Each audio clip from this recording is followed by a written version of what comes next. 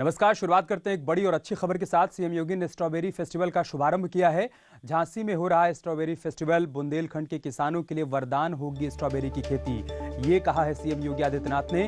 तकनीक से किसानों को हम जोड़ रहे हैं, किसानों को आत्मनिर्भर बनाने की कोशिश की जा रही है हमारी सरकार की तरफ से। बड़ी खबर हम आपको बता रहे हैं, सीएम योगी ने स्ट्रॉबेरी फेस्टिवल का शुभारंभ किया है। इस मौके पर तमाम बड़ी बातें उन्होंने कही हैं। उन्होंने कहा है कि स्ट्रॉबेरी की खेती यहाँ के किसानों के लिए वरदान साबित होगी और हमारी सरकार का यह प्रयास है कि किसान आत्मनिर्भर बन पाए। मैं कृषि विभाग से भी कहूंगा, उद्यान विभाग से भी कहूंगा कि इस दिशा में एक नया प्रयास प्रारंभ होना चाहिए। एक सार्थक प्रयास है और मुझे विश्वास है कि स्ट्रॉबेरी महोत्सव न केवल झांसी बल्कि पूरे बुंदेलखंड के किसानों के लिए एक नई प्रेरणा का केंद्र बिंदु बनेगा। ये किसानों की आमदनी को कई गुना बढ़ाने में भी सहायक होगा और मार्केट की मांग के अनुरूप आपूर्ति करने में भी सहायक होगा। इस पूरे महोत्सव के प्रति मेरी हृदय से शुभकामनाएं हैं और विश्वास व्यक्त करता हूं कि उन सभी किसानों के प्रति, उन सभी उद्यमियों के प्रति मैं हृदय से अपनी बधाई देता हूं, शुभकामनाएं देता हूं। उन सभी किसानों के प्रति, उन सभी उद्यमियों के प्रति मैं हृदय से अपनी बधाई देता हूं, शुभकामनाएं देता हूं, जिनके प्रयास से आज यह महोत्सव वहां पे मूर्त रूप ले रहा है और खासतौर पर अपने जनप्रतिनिधियों को जो इस प्रकार के कार्यक्रमों को वहां पे प्रोत्साहन दे रहे हैं। मैं एक बार फिर से महोत्सव के प्रति हृदय से बधाई और शुभकामनाएं देते हुए अपनी वाणी को विराम देता हूं। धन्यवाद। और बात करते एक और अच्छी खबर की। सरदार वल्लभ भाई पटेल की गगनचुंबी प्रतिमा स्टैच्यू ऑफ यूनिटी देखने के लिए गुजरात के केवड़िया गांव जाने में अब आसानी होगी। दिल्ली से अब केवड़िया गांव के लिए सीधी ट्रेन चल गई है। प्रधानमंत्री नरेंद्र मोदी ने वीडियो कॉन्फ्रेंसिंग के जरिए स्टैच्यू ऑफ यूनिटी केवड़िया को देश के विभिन्न हिस्सों से जोड़ने वाली 8 ट्रेनों को हरी झंडी दिखाकर रवाना किया और साथ ही प्रधानमंत्री ने गुजरात में विभिन्न रेलवे परियोजनाओं का उद्घाटन भी किया।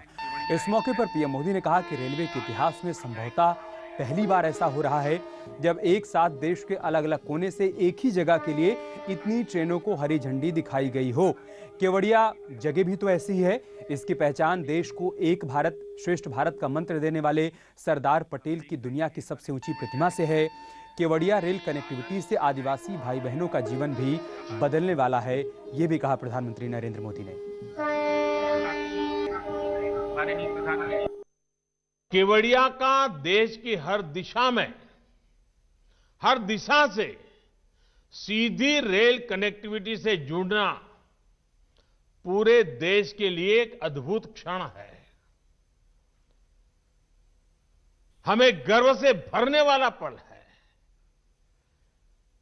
थोड़ी देर पहले चेन्नई के अलावा वाराणसी, रीवा, दादर और दिल्ली से केवड़िया एक्सप्रेस और अहमदाबाद से जन शताब्दी एक्सप्रेस केवड़िया के लिए निकली है।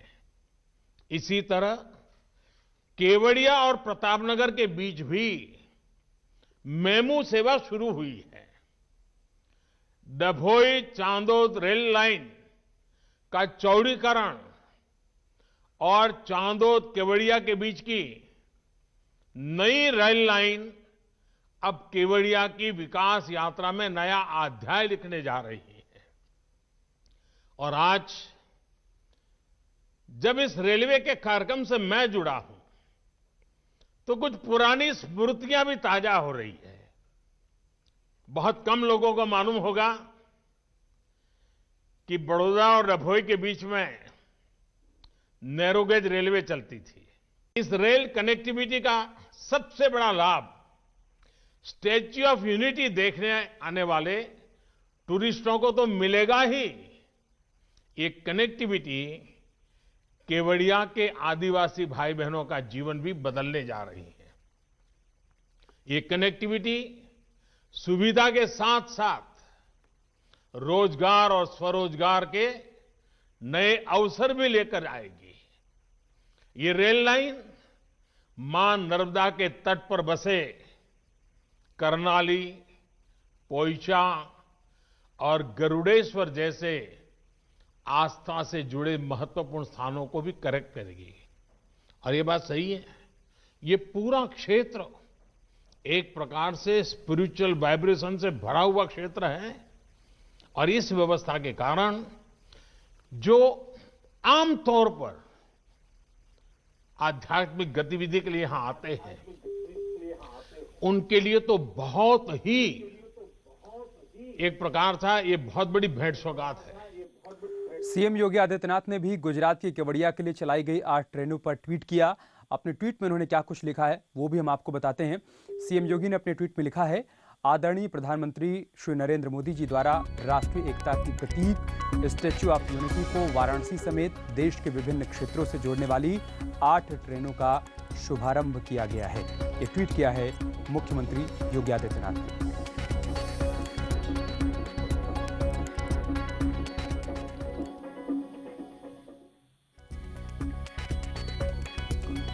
तो इस खास मौके पर सीएम योगी ने भी ट्वीट कर इस बात की जानकारी देशवासियों और प्रदेशवासियों के साथ साझा की है कि आज स्टैच्यू ऑफ यूनिटी के लिए 8 ट्रेनों का एक साथ शुभारंभ हुआ है। प्रधानमंत्री मोदी ने हरी झंडी दिखाकर इन ट्रेनों को रवाना किया है।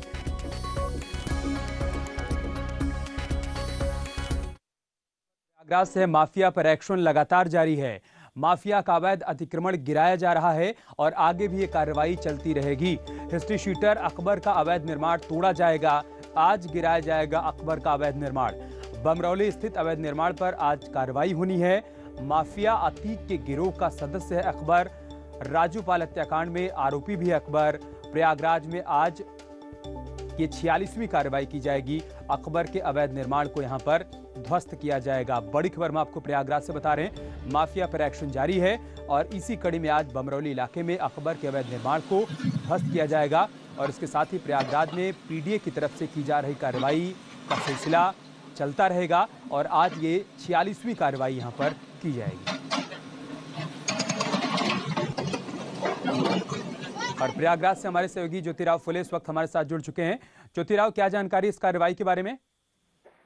जी, ये अपराधियों माफियाओं के खिलाफ लगातार जो है पीडीए की कार्रवाई जारी है और उसी कड़ी में आज ये 46वीं कार्रवाई करते हुए प्रयागराज प्राधिकरण अकबर के बमरौली स्थित निर्माण को जो है ध्वस्तीकरण की कार्रवाई शुरू कर दी है और लगभग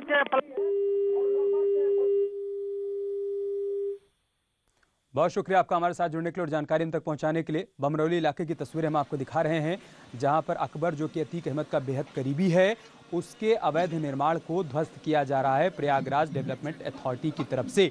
इससे पहले नोटिस जारी किया गया था और आज यहां पर पीडीए की टीम पहुंची है। उसकी मौजूदगी में ध्वस्तीकरण की कार्रवाई की जा रही है।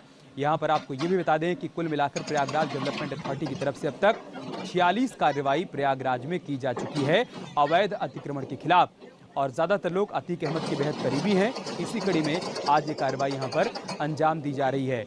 अकबर के बारे में कहा जाता है कि ये राजूपाल हत्याकांड में आरोपी भी है। इसके अलावा अतीक अहमद के गिरोह का मुख्य सदस्य है। अब उसके अवैध निर्माण को कैसे ध्वस्त किया जा रहा है उसकी तस्वीरें इस वक्त हम आपको दिखा रहे हैं। प्रयागराज के बमरौली इलाके में ये अवैध निर्माण करवाया गया था। बगैर नक्शा पास करवाए यहाँ पर इस इमारत का निर्माण हुआ था, जिसके बाद पीडीए ने नोटिस जारी किया और आज यहाँ पर ध्वस्तीकरण की कार्रवाई चल रही है। पूरे प्रयागराज में एक के बाद एक माफियाओं पर शिकंजा कसता जा रहा है। उनके अवैध अतिक्रमण को ध्वस्त किया जा रहा है।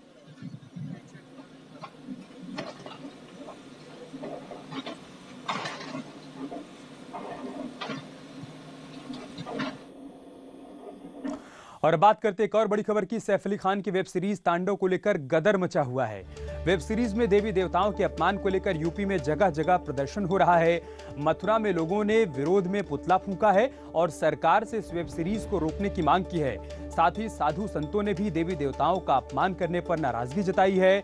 वहीं ऊर्जा मंत्री श्रीकांत शर्मा ने कहा है कि आस्था के साथ खिलवाड़ की किसी को इजाजत नहीं दी जा सकती है। तो तांडव को लेकर प्रदेश के अलग अलग हिस्सों में विरोध प्रदर्शन देखने को मिल रहा है।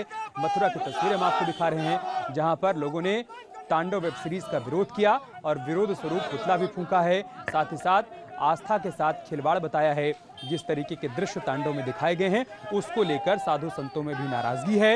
इसी बीच ऊर्जा मंत्री का बयान भी सामने आ गया है। उन्होंने कहा है कि आस्था के साथ खिलवाड़ की परमिशन किसी को नहीं दी जा सकती है। देखते रहेंगे तब तक वो बनाते रहेंगे। जिस दिन आर्थिक रूप से उनका बहिष्कार भारत के यंग जनरेशन कर देंगे, बच्चे मैकाले की शिक्षा पद्धति में पले बढ़े लोग अभी समझते नहीं अपने देवी देवताओं का मतलब, तो जब हमारी शिक्षा व्यवस्था सुधरेगी, बच्चे इस बात को समझेंगे, फिल्मों में जाना बंद कर देंगे। ऐसी फिल्मों में जब उनकी आर्थिक रूप से कमर टूट जाएगी तो किसी को विरोध करने की जरूरत नहीं पड़ेगी। इस देश में कला का सब लोग सम्मान करते हैं, लेकिन उसकी आड़ में किसी को भी किसी की आस्था को ठेस पहुंचाने का कोई अधिकार नहीं है। बिना किसी की भावनाओं को आहत किए, बिना किसी की आस्था पर प्रहार किए भी आप एंटरटेनमेंट कर सकते हैं, लेकिन बचना चाहिए। आप एंटरटेनमेंट भी करें लेकिन किसी की भावना, किसी की आस्था आहत ना हो। वाराणसी में भी संतों ने वेब सीरीज तांडव को लेकर बुद्धि शुद्धि यज्ञ किया और साथ ही इस वेब सीरीज के प्रसारण को रोकने की मांग की है। रिपोर्ट देखिए। फिल्म तांडव को लेकर विरोध बढ़ता जा रहा है। वाराणसी में साधु संतों ने बुद्धि शुद्धि यज्ञ के साथ मुख्यमंत्री को पत्र लिखकर फिल्म पर रोक लगाने की मांग की है। साधु संतों ने फिल्म के पोस्टर को जलाकर इस दौरान नारेबाजी की, संत कलाकारों के खिलाफ कार्रवाई की मांग कर रहे हैं। हमारे हिंदू धर्म को मजाक बना दिया गया है। हमें इतना दुख हुआ, मेरे शिष्यों को इतना दुख हुआ, मेरे संतों को इतना दुख हुआ कि हमारे हिंदू धर्म को इस तरह से फिल्मी दुनिया जो है मजाक बना करके रख दी है। और इसलिए हम बुद्धि शुद्धि यज्ञ कर रहे हैं कि इन लोगों को सद्बुद्धि मिले। और हमारा सबसे बड़ा चेतावनी हमारे संत समाज का, हमारे भक्तगण का, हमारे काशी का, ये सबसे बड़ी चेतावनी है कि या तो इस जो तांडव पिक्चर बनाया गया, फिल्म बनाई गई है, इस तांडव फिल्म को या तो हटाया जाए या तो इस सीन को निकाला जाए, नहीं तो फिर हम संत मिल करके सड़क पर अगर तांडव शुरू कर देंगे तो बहुत बुरा होगा। OTT प्लेटफॉर्म पर रिलीज हुई तांडव फिल्म को लेकर विवाद गर्माता जा रहा है। साधु संतों का आरोप है कि बॉलीवुड में फिल्मी कलाकार हिंदू धर्म के आराध्य देवताओं का लगातार मजाक उड़ाते आए हैं, लेकिन अब ऐसा नहीं चलेगा। साधु संतों ने सड़कों पर तांडव की धमकी दे दी है। और एक बड़ी खबर आगरा से, जहां पर लखनऊ एक्सप्रेसवे पर दर्दनाक हादसा हो गया है। बेकाबू बस एक्सप्रेसवे पर पलट गई है। हादसे में बस ड्राइवर की मौत हो गई है। हादसे में कंडक्टर समेत 5 लोग घायल हो गए हैं। कोहरे की वजह से बस पलटने की आशंका जाहिर की जा रही है। थाना डौकी इलाके में ये बेहद दर्दनाक हादसा हुआ है, जिसमें बस ड्राइवर की जान चली गई है, जबकि कंडक्टर समेत 5 लोग इस हादसे में घायल हो गए हैं। हादसे के बाद की तस्वीरें हम आपको दिखा रहे हैं। यही वो बस है जो हादसे का शिकार हुई है और बस में सवार कंडक्टर समेत 5 यात्री घायल हो गए हैं। इसके अलावा इस दर्दनाक हादसे में ड्राइवर की जान चली गई है। आशंका इस बात की जाहिर की जा रही है कि कोहरे के चलते ये हादसा हुआ होगा।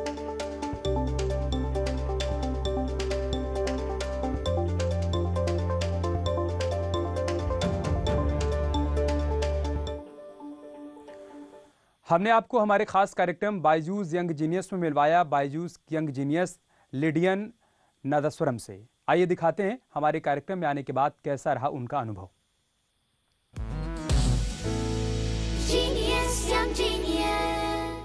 बायजूस यंग जीनियस, हमारी कोशिश है आपसे मिलवाएं उन नायाब सितारों से, उन नायाब हीरो से जो कि हमारे देश भर में फैले हुए हैं। यंग जीनियसेस जिनकी उम्र छोटी है पर कारनामे बड़े।